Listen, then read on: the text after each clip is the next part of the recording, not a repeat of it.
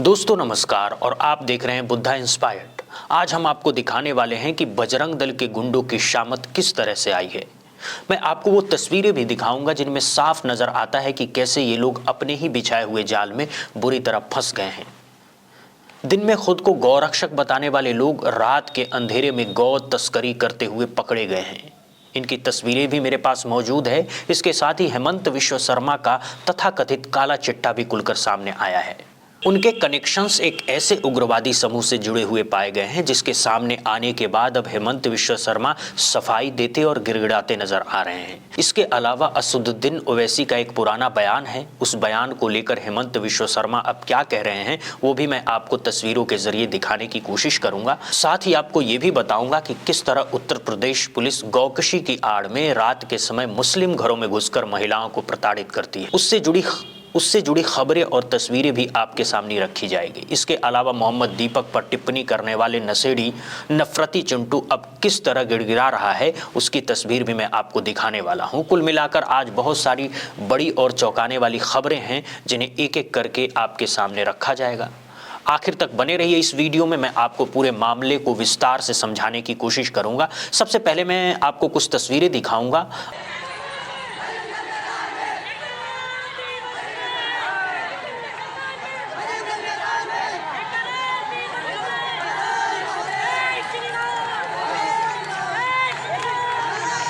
अब आपने ये सब देख लिया, नारेबाजी हो रही है, पुलिस मौके पर खड़ी है, गोली मारो जैसे भड़काऊ नारे लगाए जा रहे हैं और माहौल पूरी तरह तनावपूर्ण बना हुआ है। लेकिन क्या आप जानते हैं कि इसकी असली सच्चाई क्या है?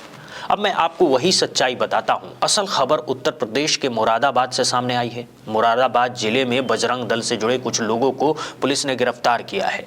ये गिरफ्तारी कैसे हुई, इसके पीछे पूरी कहानी क्या है, सब कुछ मैं आपको एक एक करके बताता हूं। पहले जरा इस ट्वीट पर नजर डालिए। ये ट्वीट तनवीर रंगरेज नाम के एक ट्विटर हैंडल से किया गया है जिसमें पूरे घटनाक्रम का विस्तार से जिक्र किया गया है। इस ट्वीट के मुताबिक मुरादाबाद जिला पुलिस ने गाय काटने के आरोप में बजरंग दल के प्रमुख सुमित उर्फ मोनू बिश्नोई, बजरंगी रमन चौधरी, राजीव चौधरी और शबुद्दीन को पकड़ा है। यानी जिन लोगों पर आरोप लगे हैं वे खुद बजरंग दल से जुड़े हुए बताए जा रहे हैं। आरोप ये है कि इस गैंग ने पिछले 15 दिनों में 2 अलग अलग जगहों पर भाड़े की गौकशी करवाई। मतलब साफ है इन लोगों ने खुद गाय की हत्या करवाई। इसके बाद इस पूरी घटना का वीडियो बनाया गया और उसे वायरल कर दिया गया। इतना ही नहीं, वीडियो वायरल करने के बाद ये लोग खुद थाने के बाहर पहुंच गए और नारेबाजी शुरू कर दी। जिंदाबाद, मुर्दाबाद, जय श्री राम, गौ माता के हत्यारों को फांसी दो और ऐसे तमाम नारे जो आमतौर पर बजरंग दल के गुंडे की जुबान से सुनने को मिलते हैं। बाकायदा पर्चियां निकाली गई, नाम घोषित किए गए और ये कहा गया कि फला फला लोगों ने गौकशी की है। यहां तक कहा गया कि हम इन्हें छोड़ेंगे नहीं, यानी खुलेआम फतवे जैसी भाषा का इस्तेमाल किया गया। बजरंग दल ने गौकशी की पर्ची मुल्ला महमूद के नाम पर काटी। जानबूझकर जिस जगह गौकशी की गई वहां महमूद का नाम और फोटो छोड़ा गया ताकि पुलिस उसे ही गिरफ्तार करे और जेल भेज दे।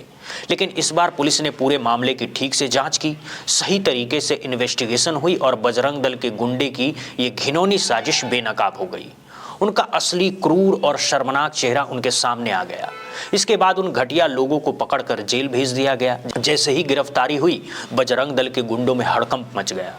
चित भी मेरी पट भी मेरी वाली हाल हो गई। अब ये वही लोग दोबारा पुलिस के सामने पहुंचकर जिंदाबाद मुर्दाबाद के नारे लगाने लगे और ये वही तस्वीर है जो मैंने आपको शुरुआत में दिखाई थी।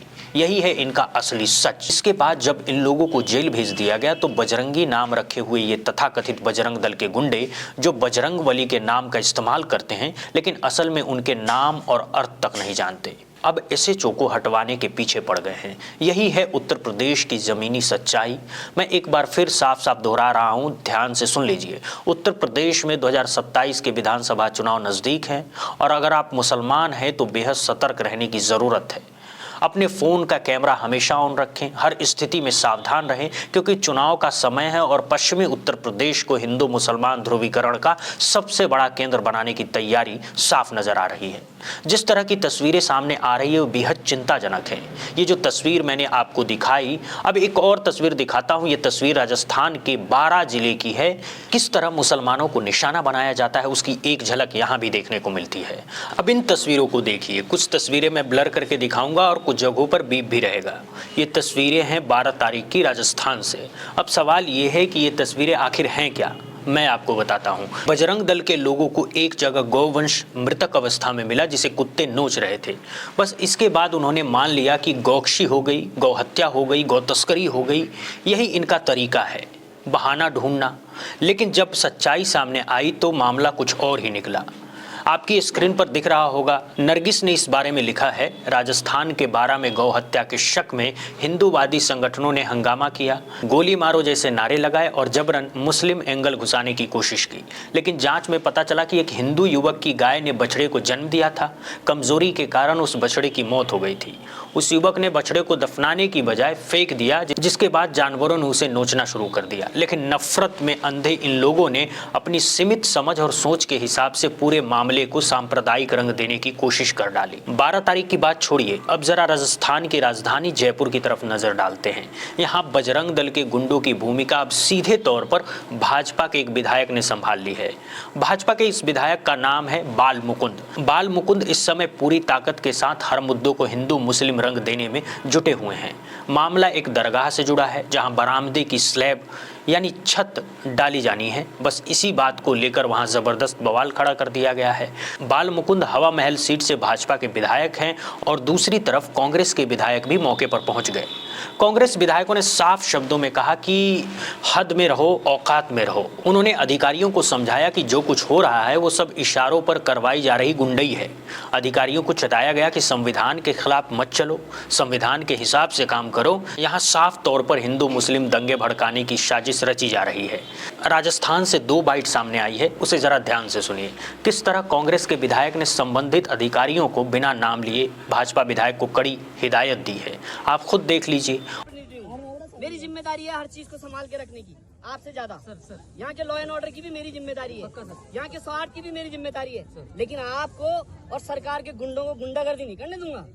ये धुन है ना, तो आप बढ़ाए कदम, बस आपकी अनुमति से ही काम हो रहा है। और मामला सिर्फ राजस्थान तक सीमित नहीं है। उत्तर प्रदेश की खबर तो मैंने आपको दिखाई ही थी। अब एक और खबर देखिए, ये सलाम टीवी की रिपोर्ट है। गौकशी की आड़ में दरोगा पर मुस्लिम महिलाओं पर हमला और घरों में तोड़फोड़ का आरोप, ग्रामीण दहशत में। ये पूरा मामला पीलीभीत के पुनपुर थाना क्षेत्र के शेरपुर कला गांव का बताया जा रहा है। आरोप है कि गौकशी के नाम पर रात के अंधेरे में पुलिस ने दबिश दी, घरों में घुसकर महिलाओं के साथ मारपीट की गई और जमकर तोड़फोड़ की गई। उत्तर प्रदेश पुलिस पर यह बेहद गंभीर आरोप लगाए गए हैं। इसके बाद जो तस्वीरें सामने आई है उनमें साफ दिख रहा है कि अब उस आरोपी दरोगा के खिलाफ कड़ी कार्रवाई की मांग उठ रही है। अब दोस्तों बढ़ते हैं उत्तराखंड की तरफ। दीपक कुमार केस आपको याद होगा। एक एक करके नफरत फैलाने वाले चेहरे सामने आ रहे हैं। जो भी नफरत भीतर भरी हुई थी वो अब बाहर उगलने लगे हैं। भावावेश में लोग कुछ भी बोल जाते हैं, लेकिन जब लाठियां चलती है, जब पुलिस सख्ती करती है, तब सच्चाई समझ में आती है। ऐसा ही हुआ है कुछ नफरती चुंटियों के साथ। ये बात समझ लीजिए, भगवा कपड़े पहन लेने से हर कोई बाबा नहीं बन जाता, हर कोई संत नहीं होता, हर कोई योगी नहीं होता। मैं ये बात क्यों कह रहा हूँ, इसका जवाब आपको इस वीडियो में खुद मिल जाएगा। जरा ये वीडियो देखिए। जिहादी से भी बड़ा जिहादी है और ऐसे जिहादी का सभ्य समाज में रहने का कोई अधिकार नहीं बनता। हम इसको सभ्य समाज में रहने नहीं देंगे। और खुली चुनौती है, आ जाए सारे मुसलमान, आ जाए सारे मुफ्ती, आ जाए सारे मौलाना। आइए इस मालवी उद्यान में इस्लाम पर डिबेट करते हैं। मेरा नाम दीपक बजरंगी है और 31 तारीख को भावावेश में आकर के मैंने एक बहुत ही गलत वीडियो डाल दिया था, जिसके लिए मैं अपने कोट द्वार के सभी वासियों से क्षमा प्रार्थना करता हूं। यदि किसी दूसरे धर्म के व्यक्ति को मेरे शब्दों से उनकी भावना आहत हुई है तो मैं उसके लिए भी क्षमा प्रार्थी हूं।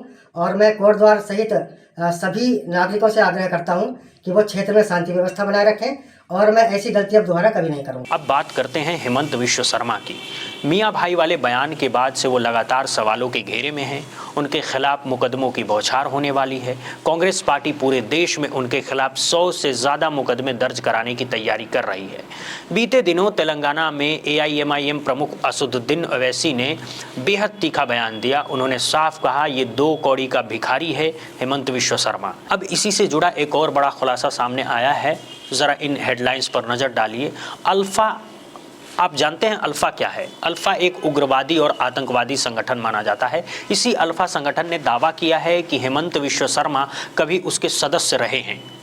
जो आज असम के मुख्यमंत्री हैं। यही नहीं, वो भारतीय जनता पार्टी के नफरती नैरेटिव के सबसे पसंदीदा चेहरों में से माने जाते हैं। अब एक और तस्वीर देखिए। इंडियन एक्सप्रेस की खबर बताती है कि एक आरटीआई एक्टिविस्ट के पास इस बात के सबूत हैं कि असम के तत्कालीन हेल्थ मिनिस्टर के उल्फा के साथ संबंध रहे हैं, यानी बाकायदा दस्तावेजी प्रमाण होने का दावा किया जा रहा है। ये खबर अपने आप में कई सवाल खड़े करती है, खासकर तब जब आज की तारीख में हेमंत विश्व शर्मा किस पद पर हैं, ये आप सब जानते हैं। इसी मुद्दे को लेकर कांग्रेस के नेता और प्रवक्ता पवन खेड़ा ने हेमंत विश्व शर्मा पर कई गंभीर आरोप लगाए हैं और कई खुलासे किए हैं। आप खुद सुनिए उन्होंने क्या क्या कहा है।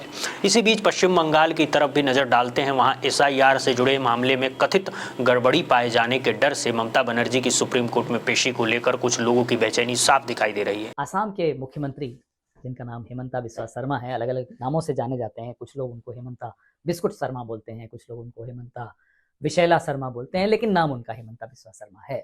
तो जब मुंह खोलते हैं, कुछ लोग जो उनसे डरते हैं वो अपनी हंसी छिपा छिपा कर हंस तो लेते हैं, और कुछ हम जैसे लोग जो नहीं डरते वो खुलकर हंसते हैं। पिछले कुछ महीनों से ऐसा लगता है कि उनका मानसिक संतुलन थोड़ा सा गड़बड़ा गया। पहले भी कुछ खास नहीं था, लेकिन अब ज्यादा लगने लगा। तो हो सकता है हार का डर है, हो सकता है जो हजारों एकड़ जमीन इन्होंने और इनके परिवार ने कब्जाई है, हो सकता है कि उनको लगता है 3 महीने बाद ये चुनाव हारेंगे तो सलाखों के पीछे होंगे। जो भी हो, संतुलन जरूर। इसका अंदाजा आपको इस खबर से हो जाएगा।